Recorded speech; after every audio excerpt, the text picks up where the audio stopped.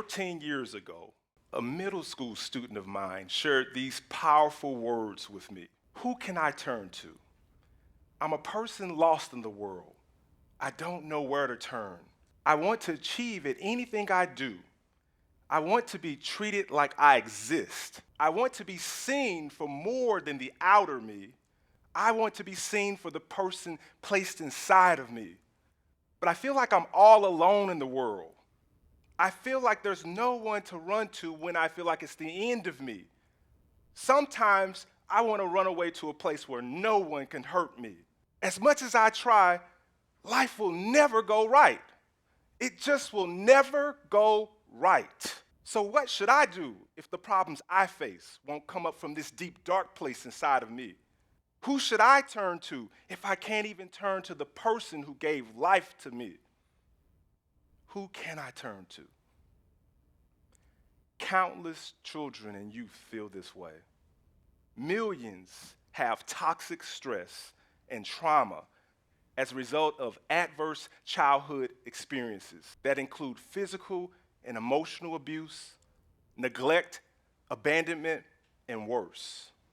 For those who are living precariously and living to die, the end is always near. But for those who are dying to live, the question of who can I turn to is so sincere.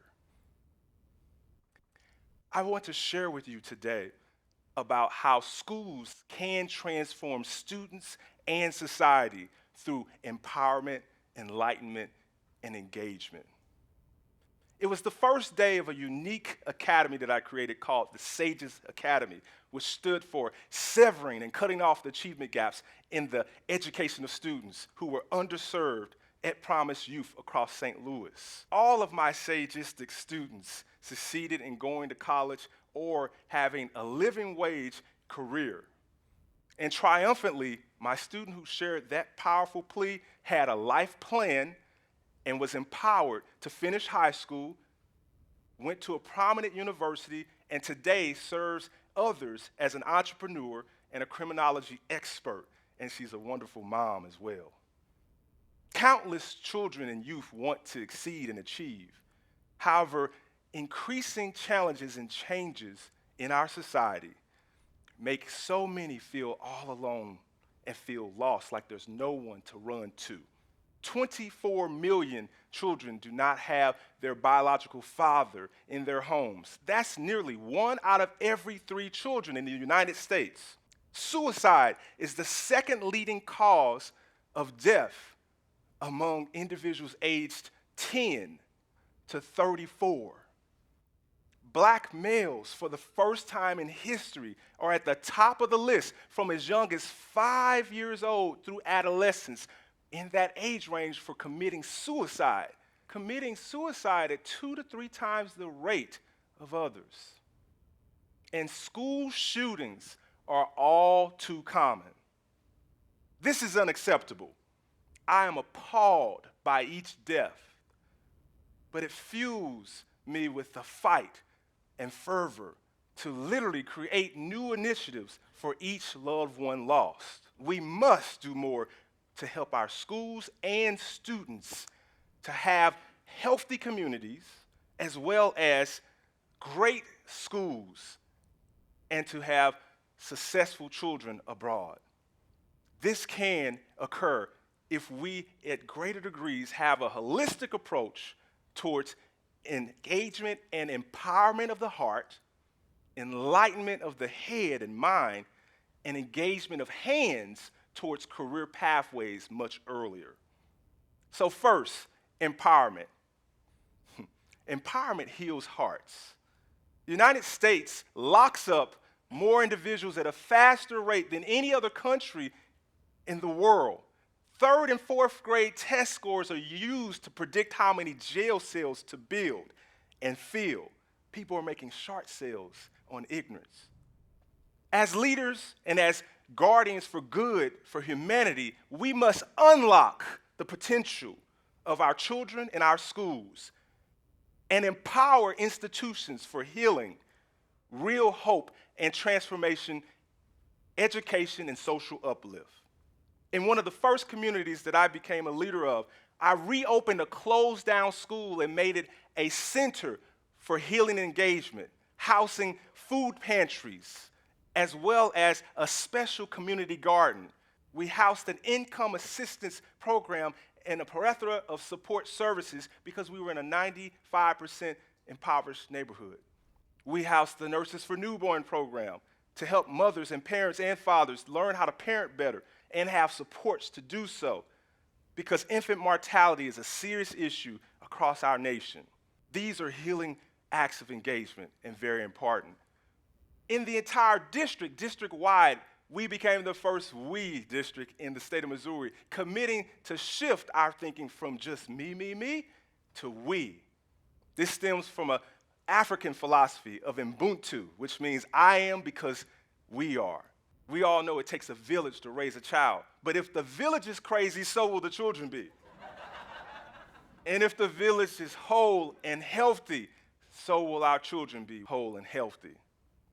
We have to do more of that nature. So we engaged in being a we school district, which means that our students took the challenge of identifying a problem that was critical to them, studying the problem, and solving the problem through service learning opportunities and projects in their community and neighborhood, in the community at large, and throughout the world.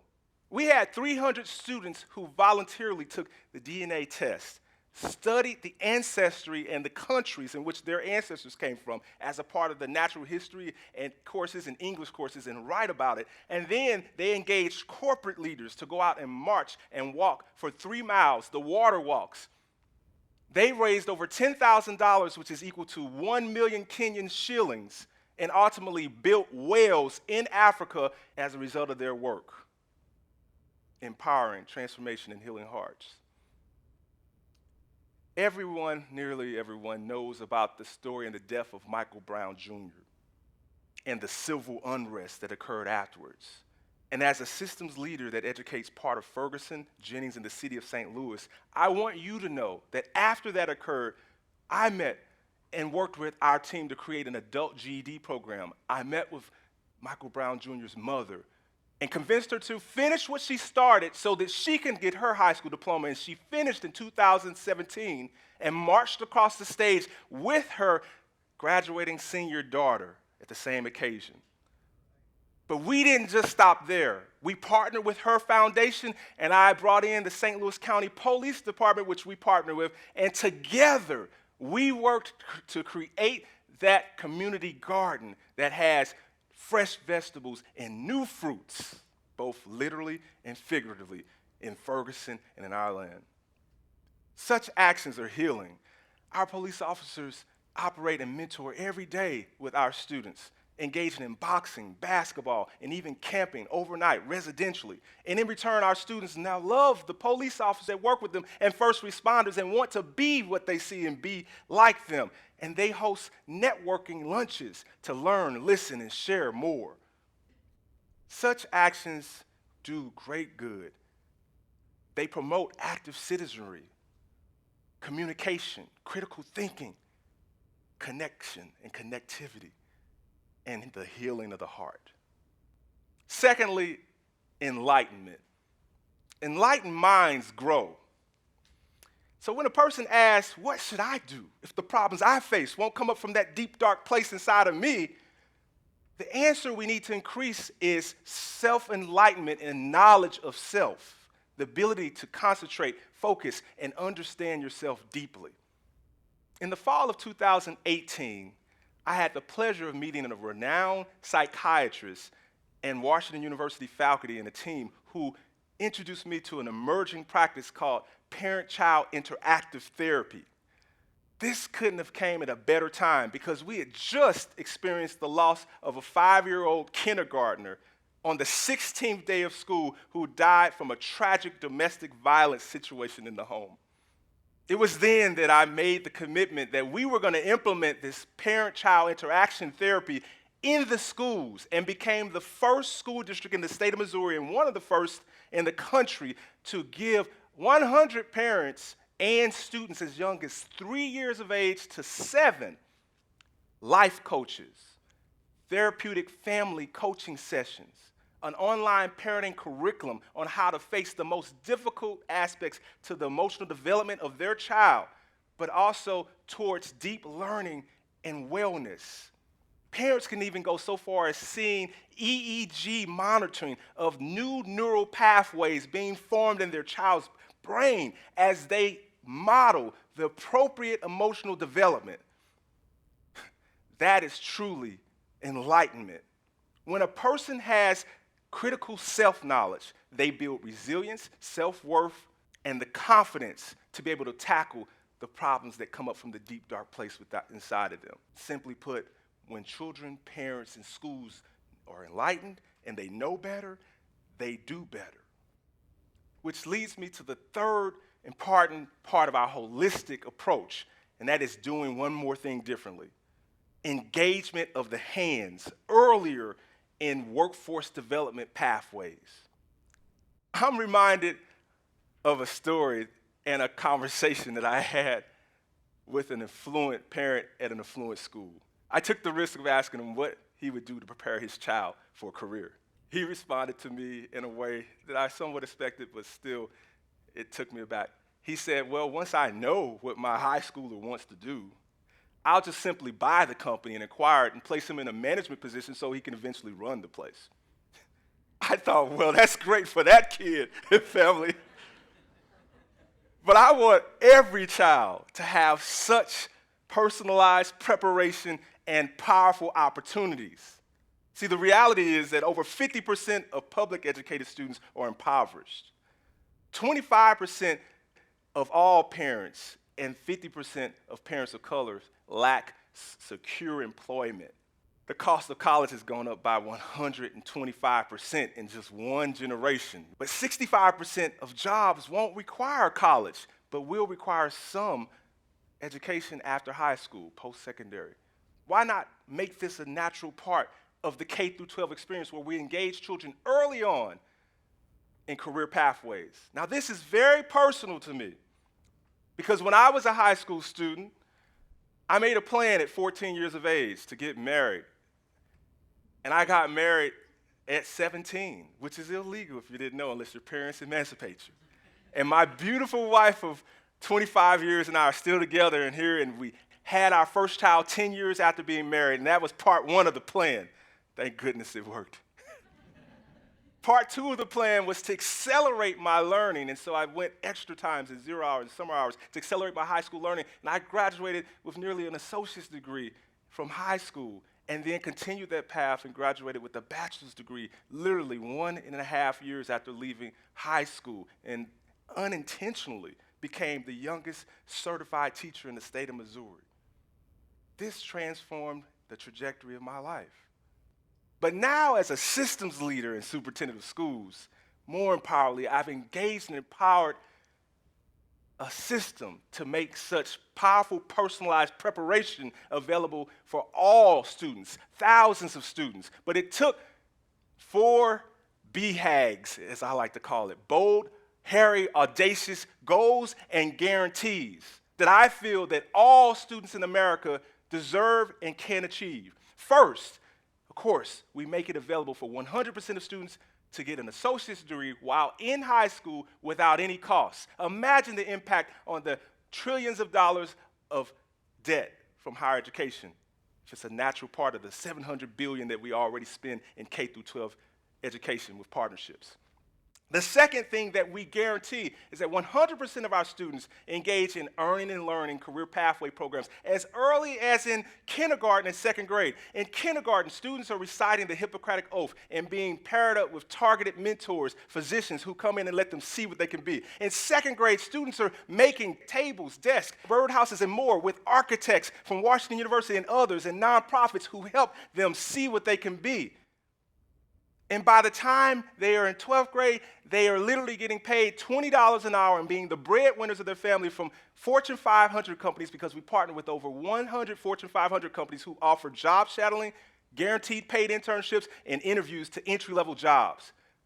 Thirdly, we require power skills, 3 months of power skills training to all students, middle school and high school.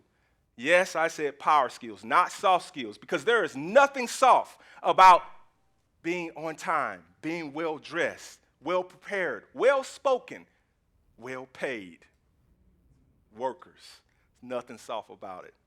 So many of our youth know how to Snapchat and even Finster. I bet you some of you don't even know what Finster is. Look it up. But they cannot access Word, PowerPoint, and Excel. So we guarantee 100% of our students up to 7 industry-recognized credentials so that they can get a certificate in Microsoft to learn Access, PowerPoint, Word, and Excel, Cisco CCENT certifications, as well as pharmacy technician licenses, OSHA licenses, ProStart licenses for culinary work, and forklifting licenses and more, which guarantees those living wages while 17 and age 18, making as much, if not more, than their parents. I have a 10-year-old who owns 7 vending machines and has published 2 bestseller books. 10-year-old. I have a 17-year-old who graduated with an associate's degree and a CCENT certification in Cisco and was offered a $35,000 part-time job, and I had to convince him to say no, to go to that scholarship to the Ivy League school because it will multiply times 100 if you do this first.